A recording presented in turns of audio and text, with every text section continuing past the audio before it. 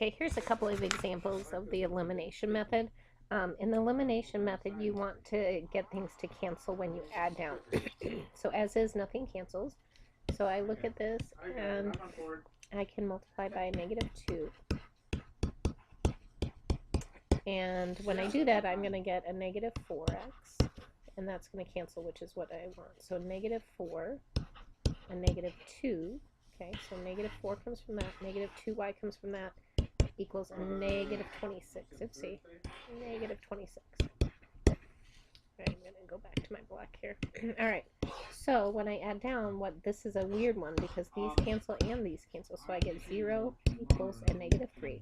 So when your x's and y's cancel completely, that means there's something weird going on. Either the lines are parallel, which means there's no solution, or they're on top of each other, they're coincident, which means they have infinite many answers in common. Now this is a false statement. 0 will never equal a -3, so this is no solution. These guys are parallel, they're never going to cross, they're going to never have an answer in common. So again, if your x and y's both cancel out completely, that's when it's either infinite many solutions or no solutions. Alright, so that's one example of a special case. Let's look at this one here. Again, they're all lined up, which makes it perfect for elimination. The problem is nothing cancels. So again, I'm going to try to force it to cancel. And again, the idea is like a kind of like a common denominator with fractions. I'm trying to make them into a common multiple. So I could either do 15 and a -15, or I could do 6 and a -6. I'm going to go with 6 and -6. So I'm going to multiply by 3, 3, and 3, and I'm going to multiply this guy by 2, 2, and 2, because I needed a 3 to get a -6, and I needed 2 to get a +6. Alright, so at this point, I'm just going to multiply this out. So what is that? That's 9p minus 6q equals what? 24. And here I get, 10p plus 6q equals 14. And the reason we call it the elimination method is because we're hoping something eliminates. So look right here, those cancel, they eliminate. That's awesome. So I end up getting 19p equals 38. Okay, because money and money makes more money.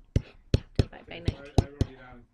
And I end up getting p equals 2. Now again, remember, you're just half done. You have to go back and figure out what q is. So it doesn't matter which one you're going to sub it into. I might just go back and sub it into this second equation right there. So I get 5 times 2 plus 3 times q equals 7. Alright, I just took my p-value, subbed it in there, but the rest of the equation I don't know. 10 plus 3q equals 7. 3q equals what? A -3. And it looks like q equals a -1. Now, I feel pretty good about my answers, but again, I need to double check because it's easy to make dumb mistakes. So the first one is 3, and then I'm going to sub in my p, minus 2, and then my q is a -1. And does that really equal 8? Let's see, 6, and this would be a +2. Yep, that's good. And then I'm going to check my second one, so sub in 5. My p-value is 2, plus 3, my q value is a -1, and I think it should equal 7. Alright, so let's see if it does. 10 minus 3 is 7. Awesome. So, I know that I got both of these right. So, 2, -1 is the correct answer for that.